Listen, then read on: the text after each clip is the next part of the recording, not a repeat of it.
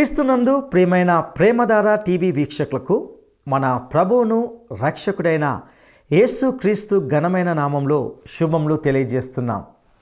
నేటి పాఠంలో మనము సంఖ్యాకాండము 7-8 అధ్యాయాలను ధ్యానించుకోబోతున్నాం. ఇందులో మనము ఆరాధన అంటే ఏమిటో నేర్చుకుంటాం. ఆరాధన అంటే కానుకలు అర్పించడం మాత్రమే కాదు, బలియాగం ద్వారా దేవునితో సహవాసం కలిగి ఉండడం. 7వ అధ్యాయము సుదీర్ఘమైనది. ఈ అధ్యాయంలో ఇశ్రాయేలు అధిపతులు కానుకలు అర్పణలు దేవుని మందిరానికి తీసుకురావడం, వారికి అప్పగించడం చూస్తాం. ఈ అధ్యాయమంతా ఎవరెవరు ఏ అర్పణలు తెచ్చారో వాటి ప్రాముఖ్యత ఏమిటో మీరు గ్రహిస్తారు. ఇక 8వ అధ్యాయంలో దీపవృక్షం గురించి చెప్పబడింది. ఈ దీపకాంతి ప్రభు అయిన యేసుక్రీస్తుకు సాదృశ్యం. వెలిగించబడిన దీపాలు పరిశుద్ధాత్మకు సంకేతం. ఈ అధ్యాయాన్ని చివరి వరకు గమనిస్తే లేవీలు శుద్ధి చేయబడిన వారై మందిరంలో సేవ కొరకు ప్రతిష్ఠితులు కావడం చూస్తాం. ఇశ్రాయేలీయులలో నుండి లేవీలు దేవుని పరిచర్యకు ప్రత్యేకించబడ్డారు. తన పరిచర్య చేయగోరువారు మొదట 4 విధాలుగా పవిత్రపరచబడాలని దేవుడు కోరుకుంటున్నాడు. మొదటిది జలప్రోక్షణ, రెండవది శరీరమంతా గొరిగించుకోవడం, మూడవది బట్టలు ఉదుక్కోవడం, నాలుగవది పాప పరిహారార్థమై ఒక కోడెను బలిగా అర్పించడం.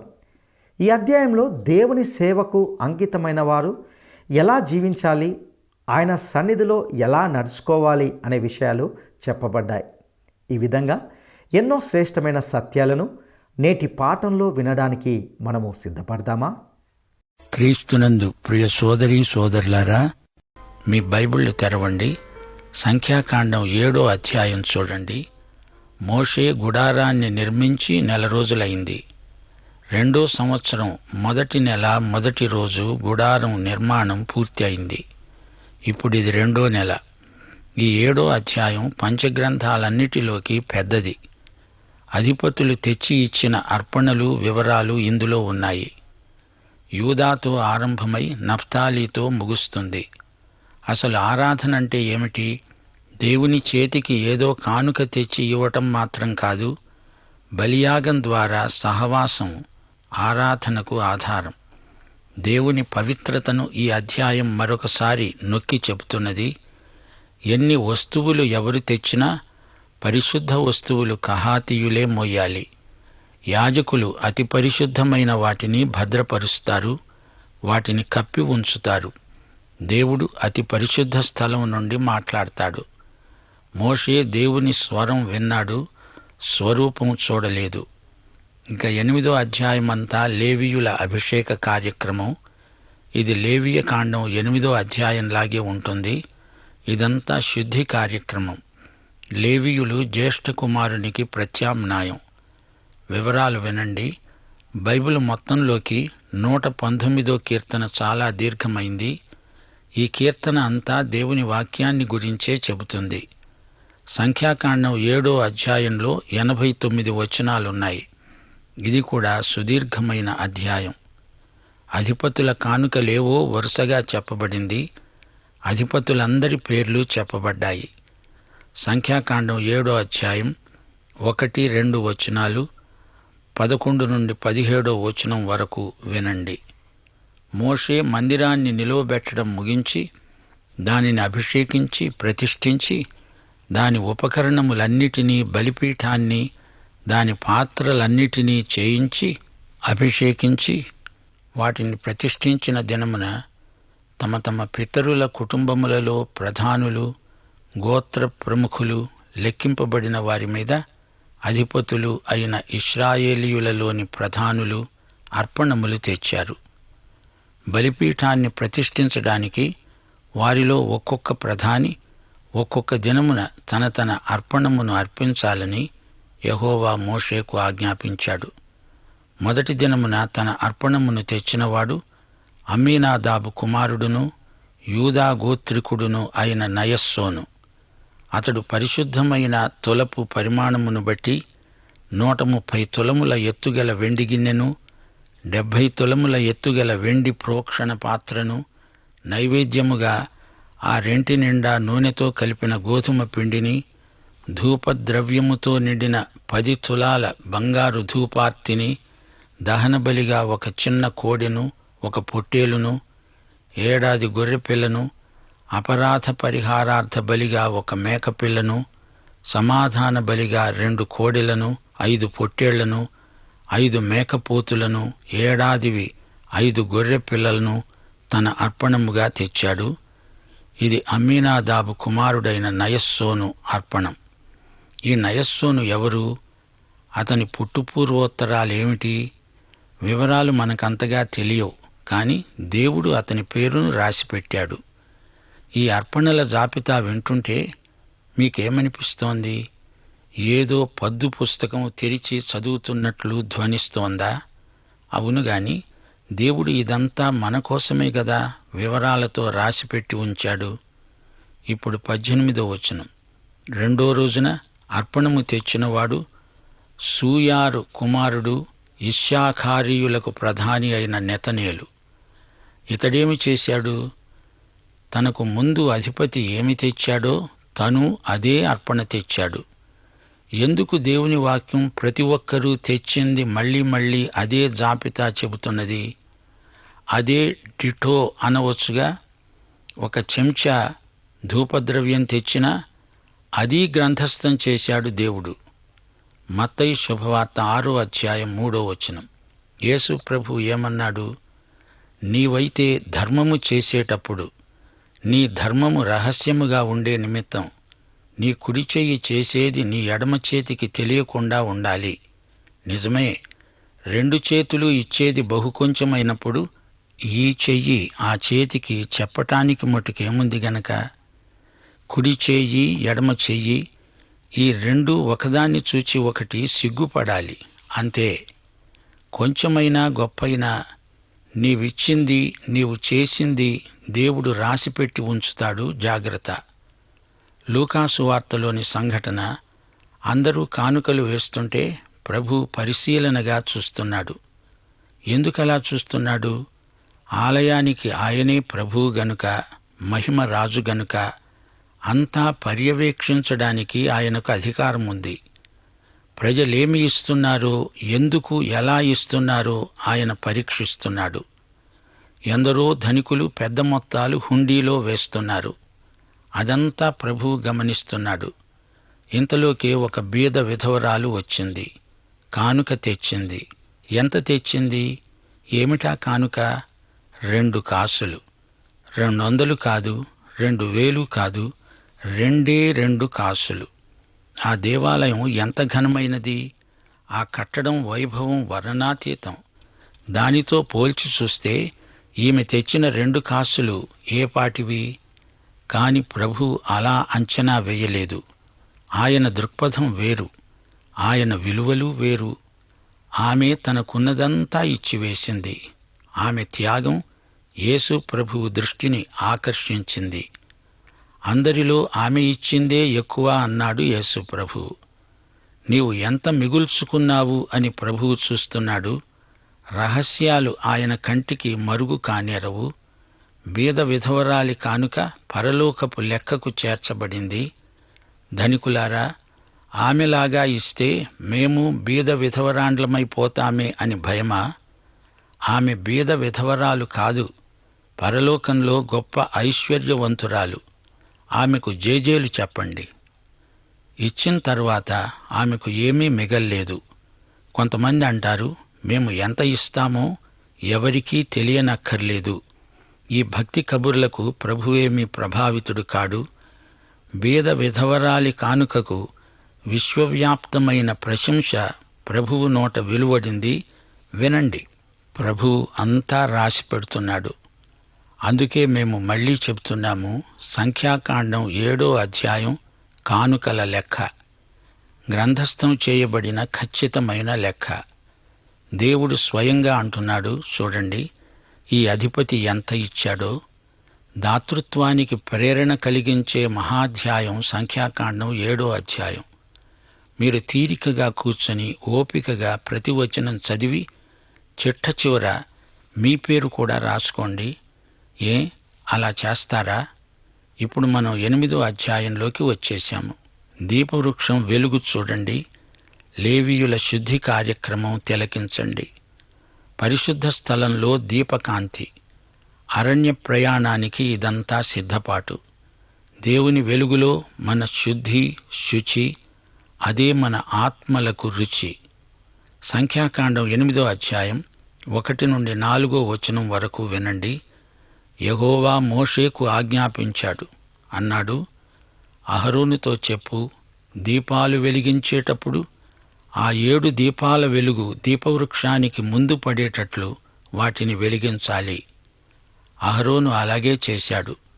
యెహోవా మోషేకు ఆజ్ఞాపించిన విధంగానే అహరోను దీపవృక్షానికి ఎదురుగా దాని దీపాలను వెలిగించాడు. ఆ దీపవృక్షం బంగారు నగిషీ పని కలది. అది దాని స్తంభం మొదలుకొని పుష్పముల వరకు నగిషీ పని కలది. యెహోవా కనపరిచిన మాదిరిని బట్టి మోషే ఆ దీపవృక్షాన్ని చేయించాడు. ఆరాధన గుడారములోని వస్తువులన్నిటిలో దీపవృక్షం గొప్ప కళాఖండం. మేలిమి బంగారంతో తయారైనది. దాని కొమ్మలు బాదాము ఆకారంలో ఉన్నాయి. ప్రతి కొమ్మకు చివర ప్రదీపాలు వెలుగుతుంటాయి. వెలిగే ప్రదీప కాంతిలో ఆ దీపవృక్షం ఎంతో అందంగా, ఆకర్షణీయంగా కనిపిస్తుంది. దీపవృక్షం యేసుక్రీస్తు గుణాతిశయాలను ప్రచురం చేసే వస్తువు. వెలిగించబడిన దీపాలు పరిశుద్ధాత్మకు సంకేతం. పరిశుద్ధాత్మ యేసు ప్రభు సౌందర్యాన్ని ప్రత్యక్షపరుస్తాడు. లోకానికి యేసు ప్రభు పరిశుద్ధాత్మను పంపినట్లు ఈ దీపవృక్షం వెలుగును బయటికి పంపుతున్నది.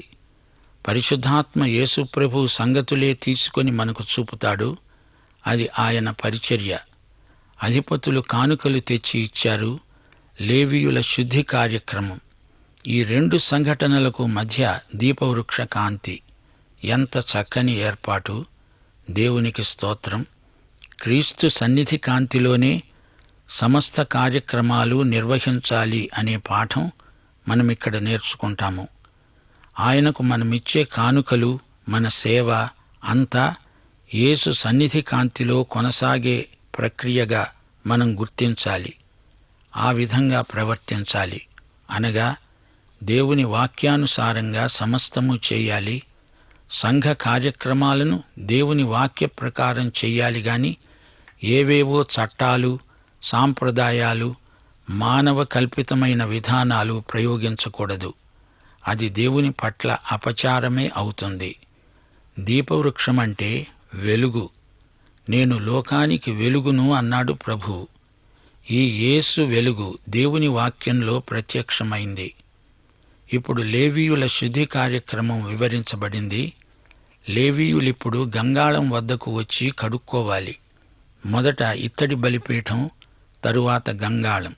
ఇత్తడి బలిపీఠం యేసు ప్రభు శిలువకు చక్కని సంకేతం. దేవుని సేవకులు శుద్ధీకరించబడిన వారై ఉండాలి. తల్లికున్నదా, తండ్రికున్నదా నీ ప్రేమ జాలి యేసయ్యా. అన్నదమ్ములకైనా కన్న బిడ్డలకైనా నీ ప్రేమ లేదు యేసయ్యా. తల్లికున్నదా, తండ్రికున్నదా నీ ప్రేమ జాలి యేసయ్యా. అన్నదమ్ములకైనా కన్న బిడ్డలకైనా నీ ప్రేమ లేదు యేసయ్యా. యేసయ్యా, యేసయ్యా మంచి యేసయ్యా. యేసయ్యా, యేసయ్యా నా మంచి యేసయ్యా. యేసయ్యా, యేసయ్యా మంచి యేసయ్యా. యేసయ్యా, యేసయ్యా నా మంచి యేసయ్యా. తల్లికున్నదా, తండ్రికున్నదా నీ ప్రేమ జాలి యేసయ్యా.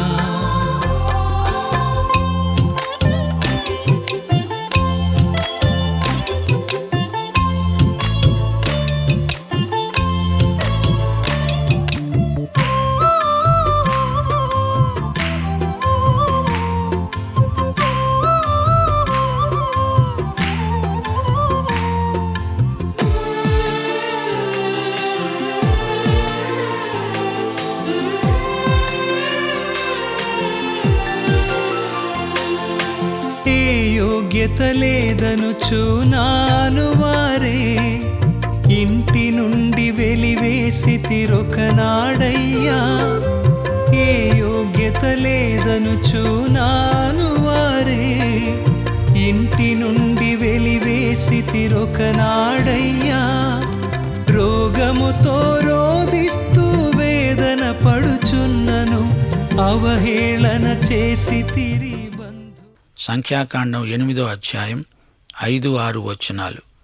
యెహోవా మోషేకు ఆజ్ఞాపిస్తూ అన్నాడు, నీవు ఇశ్రాయేలీయులలో నుండి లేవీయులను ప్రత్యేకించి వారిని పవిత్రపరచాలి. ప్రియ సోదరుడా, సోదరి, దేవుడు నిన్ను వాడుకోకముందు నిన్ను పవిత్రపరుచుకుంటాడు. దేవుడు ఏ విధంగా నిన్ను శుద్ధి చేస్తాడో అది ఆయన ఇష్టం. లేవీయులను ఎలా దేవుడు పవిత్రపరిచాడో వినండి. సంఖ్యాకాండం 8వ అధ్యాయం 7-8 వచనాలు. వారిని పవిత్రపరచడానికి నీవు వారికి చేయవలసినది ఏమనగా, వారి మీద పాప పరిహారార్థ జలమును ప్రోక్షించాలి.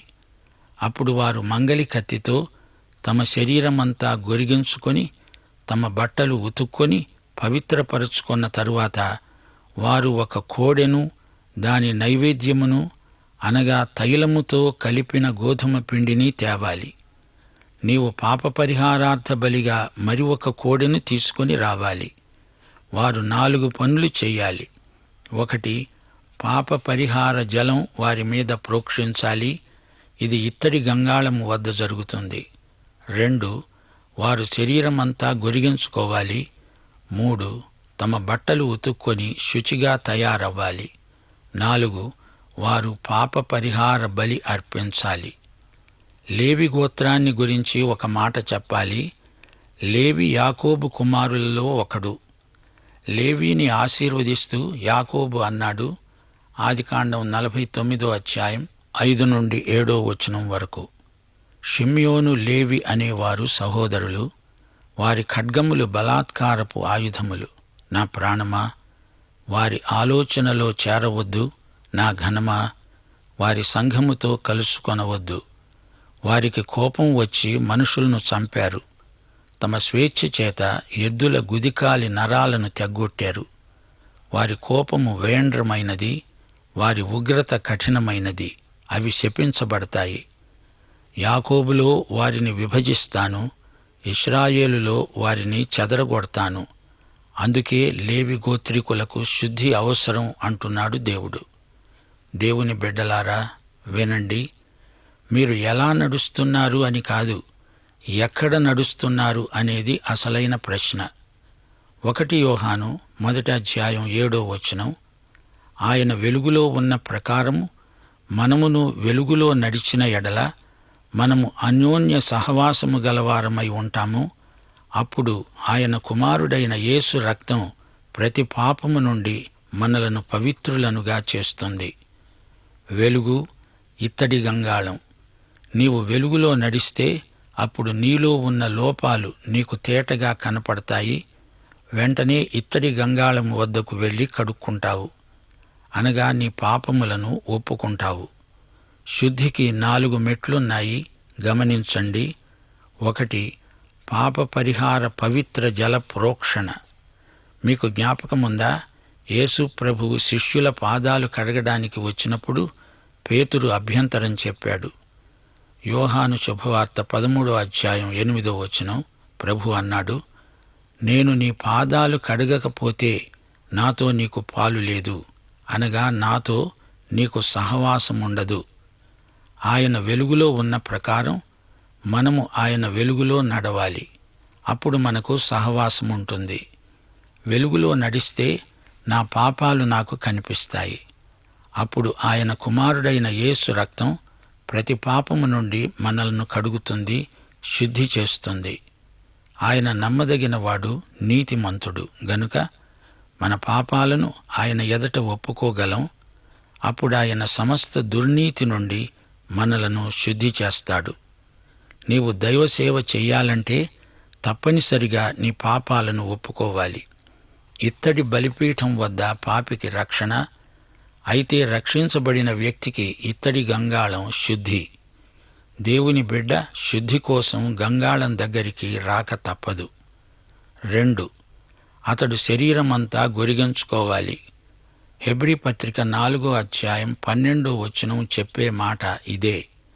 దేవుని వాక్యము సజీవమై బలము గలదై రెండంచులు గల ఎటువంటి ఖడ్గము కంటెను వాడిగా ఉండి ప్రాణాత్మలను కీళ్లను మూలుగును విభజించునంత మట్టుకు దూరుతూ హృదయము యొక్క తలంపులను ఆలోచనలను శోధిస్తున్నది. దేవుని వాక్యము నీ హృదయాన్ని తవ్విపోస్తుంది, లోపల ఉన్నదంతా బహిర్గతం చేస్తుంది. దేవుని వాక్య ఖడ్గం కత్తి నిన్ను కోస్తుంది, నీకు శస్త్రచికిత్స చేస్తుంది. 3. వారు తమ బట్టలు ఉతుక్కోవాలి. బట్టలు అలవాట్లకు సంకేతాలు. బట్టలు ఉతుక్కోవడం అంటే కొన్ని అలవాట్లు దేవుని బిడ్డలు మానుకోవాలి. ఆ అలవాట్లను మానుకోకపోతే అవి నీ సాక్ష్యాన్ని పాడు చేసి విడుస్తాయి. 4. పాప పరిహార బలి అర్పించాలి. కోడెను నైవేద్యంతో పాటు అర్పించాలి. ఈ బలులన్నీ యేసు ప్రభువునే చూపుతాయి. దహన బలి యేసు ఎవరో చూపుతుంది. నైవేద్య బలి యేసు పాపరహితుడు అని చూపుతుంది. సమాధాన బలి యేసు శిలువ రక్తాన్ని చూపెడుతుంది. పాప పరిహార బలి యేసు మన కోసం ఏమి చేశాడో చూపుతుంది. యేసు వ్యక్తిత్వం, ఆయన చేసిన రక్షణ కార్యం, విమోచనాత్మకమైన కార్యం, ఇవన్నీ ఈ బలుల్లో మనకు తేటగా గోచరిస్తాయి. యేసు మన కోసమే ఇదంతా చేశాడు. మనల్ని సేవార్థమై ఆయన రక్షించుకున్నాడు. సంఖ్యాకాండం 8వ అధ్యాయం 9 నుండి 11వ వచనం వరకు. అప్పుడు నీవు ప్రత్యక్షపు గుడారము ఎదుటికి లేవీయులను తెచ్చి ఇశ్రాయేలీయుల సర్వసమాజమును పోగు చెయ్యాలి. లేవీయులను యెహోవా సన్నిధికి తెచ్చిన తరువాత ఇశ్రాయేలీయులు తమ చేతులను ఆ లేవీయుల మీద ఉంచాలి. లేవీయులు యెహోవా సేవ చేసేవారవటానికి అహరోనును ఇశ్రాయేలీయులను ప్రతిష్ఠార్పణముగా వారిని యెహోవా సన్నిధిలో ప్రతిష్ఠించాలి. సోదరీ సోదరులారా, మీరు దేవుని కోసం ఏమైనా చెయ్యాలనుకుంటున్నారా? దేవుని వాక్యపు వెలుగులో నడువకుండా మీరేమి చేసినా అది దేవుని గుర్తింపు పొందదు. ఆయన వద్దకు వచ్చి శుద్ధి పొందాలి. దేవుని వాక్య దీపకాంతిలో నిన్ను నీవు తేటగా చూసుకోగలగాలి. పాపం ఒప్పుకోవాలి. ప్రభువు నిన్ను క్షమిస్తాడు. వాక్య ఖడ్గం నీ శరీరాశలను ఖండిస్తుంది. నీలో ఏవైనా చెడు అలవాట్లు ఉంటే వెంటనే మానేయాలి. నీ శుద్ధి యేసును బట్టి, ఆయన శిలువ రక్తాన్ని బట్టి జరగాలి. ఈ శుద్ధి కార్యక్రమం ముగిసింది అంటే ఇప్పుడు లేవీయులు సేవకు సిద్ధంగా ఉన్నట్లే. సంఖ్యాకాండం 8వ అధ్యాయం 14, 19 వచనాలు వినండి. నీవు ఇశ్రాయేలీయులలో నుండి లేవీయులను వేరుపరచాలి. లేవీయులు నావారై ఉంటారు. తరువాత నీవు వారిని పవిత్రపరచి ప్రతిష్ఠార్పణముగా వారిని అర్పించినప్పుడు లేవీయులు ప్రత్యక్షపు గుడారములో సేవ చేయడానికి లోపలికి వెళ్ళవచ్చు. ప్రత్యక్షపు గుడారములో ఇశ్రాయేలీయుల నిమిత్తము సేవ చేయటానికి, వారి నిమిత్తము ప్రాయశ్చిత్తము చేయడానికి ఇశ్రాయేలీయులలో లేవీయులను అహరోనుకు అతని కుమారులకు ఇచ్చి అప్పగించి ఉన్నాను. అందువలన ఇశ్రాయేలీయులు పరిశుద్ధ మందిరమును సమీపించేటప్పుడు ఏ తెగులైనా ఇశ్రాయేలీయులకు సంభవించదు. యోహాను శుభవార్త 17వ అధ్యాయం 6వ వచనం. ప్రభువు తన ప్రార్థనలో అన్నాడు, వారు నీవారు, వారిని నీవు నాకు అనుగ్రహించావు, వారు నీ వాక్యము గైకొని ఉన్నారు. మనల్ని విమోచించడానికి ప్రభువు రక్తమూల్యం చెల్లించాడు. తండ్రి మనలను తన కుమారునికి కానుకగా ఇచ్చాడు. మనం ఇప్పుడు యేసు ప్రభువుకు చెంది ఉన్నాము. మన సేవకు ప్రేరణ ప్రేమ. ప్రేమే మనల్ని బలవంతం చేస్తున్నది. మనమిప్పుడు క్రీస్తుతో సంయుక్తమై ఉన్నాము. యేసును సంతోషపెట్టడానికే మనము సమస్తము చేస్తాము. సంఖ్యాకాండం 8వ అధ్యాయం 24 నుండి 26 వచనం వరకు. 25 ఏండ్లు మొదలుకొని పైప్రాయము గల ప్రతివాడు ప్రత్యక్షపు గుడారము యొక్క సేవలో పనిచేయడానికి రావాలి. అయితే 50 ఏండ్ల వయస్సు వచ్చిన పిమ్మట వారు ఆ పని మాని ఊరుకోవాలి. వారు కాపాడవలసిన వాటిని కాపాడడానికి ప్రత్యక్షపు గుడారములో తమ గోత్రపు వారితో కూడా పరిచర్య చేయవచ్చు గాని పని చేయకూడదు. లేవీయులు కాపాడవలసిన వాటి విషయం నీవు వారికి అలాగే నియమించాలి. యాజక సేవకు వయస్సు పరిమితి 30 నుండి 50 ఏండ్ల వరకు. అయితే గుడారపు సేవలో 25 నుండి 50 ఏండ్ల వరకు. సైన్యంలో చేరే వారి వయోపరిమితి 20 ఏండ్లకు పైబడిన వారందరూ. 20 ఏండ్ల వయస్సు వచ్చింది అంటే అది సేవకు యుక్త వయస్సు. అయితే ఇప్పుడు యేసు ప్రభువును మనం ఎప్పుడు నమ్ముకోవాలి? నమ్ముకోవడానికి యుక్త వయస్సు ఎంత అంటే ఆ వ్యక్తిని బట్టి ఉంటుంది. కొందరు 10-11 ఏండ్ల వయస్సులోనే ప్రభువును స్వకీయ రక్షకుడుగా అంగీకరించిన వారున్నారు. అయితే ప్రియ సోదరుడా, సోదరి, నీవు రక్షించబడినావా? ఆమె. ప్రియులారా, ఇంతవరకు మనము సంఖ్యాకాండము 7-8 అధ్యాయాలను ధ్యానించడం జరిగింది. ఆరాధన అంటే మన సాంపాద్యంలో నుండి దేవుని కొరకు కొంత కానుక వేయడం, వెళ్ళిపోవడం కాదు. క్రీస్తు బలియాగాన్ని జ్ఞాపకం చేసుకుంటూ ఆయన సహవాసంలో జీవించడం అని నేర్చుకున్నాం. ఇశ్రాయేలు అధిపతులు అర్పించిన కానుకలు వారి పేర్ల చొప్పున లెక్కించబడ్డాయి. కానీ మనము దేవునికి చెల్లించే కానుకలు ఒక చేతితో ఇవ్వబడే కానుక మరో చేతికి తెలియకూడదు అని ప్రభువు ఆదేశించాడు. అయినప్పటికీ మనము రహస్యంగా ఇచ్చే కానుకలు ఒకరోజు ప్రభువు వెల్లడి చేసి మనకు తగిన బహుమానం అందిస్తాడు. కానుకల విషయంలో ఎంత ఇచ్చామనేది ప్రాముఖ్యం కాదు. ఎందుకంటే బీద విధవరాలు ఇచ్చిన కానుక మొత్తాన్ని కాక ఆమె ఏమీ దాచుకోకుండా తనకున్న సమస్తం ఇచ్చింది అని యేసు గుర్తించాడు. 7వ అధ్యాయము మనము విరివిగా, ధారాళంగా, మనస్ఫూర్తిగా కానుకలు ఇవ్వాలని మనకు ప్రేరణ కలిగిస్తుంది. ఇక 8వ అధ్యాయంలో దీపవృక్షము, దాని అమరిక, కాంతి గురించి నేర్చుకున్నాం. దీపకాంతి యేసు యొక్క గుణాతిశయాలను ప్రచురం చేస్తుంది. లోకానికి వెలుగై ఉన్న క్రీస్తు సన్నిధి కాంతిలోనే మన సమస్య కార్యములు జరిగించాలి. లేవీలు ఎలా ఇశ్రాయేలు నుండి ప్రత్యేకించబడి దేవుని పరిచర్య జరిగిస్తున్నారో, క్రైస్తవులమైన మనము కూడా ఈ లోకం నుండి ప్రత్యేకించబడిన వారమై ఆయన పరిచర్యలో కొనసాగుతూ పరిశుద్ధంగా జీవించాలని మనము నేర్చుకున్నాం. ఈ సత్యాలు మీ జీవితాలకు ఆశీర్వాదకరంగా ఉండులాగన ప్రభువు మీకు సహాయము చేయునుగాక. దైవాశీస్సులు.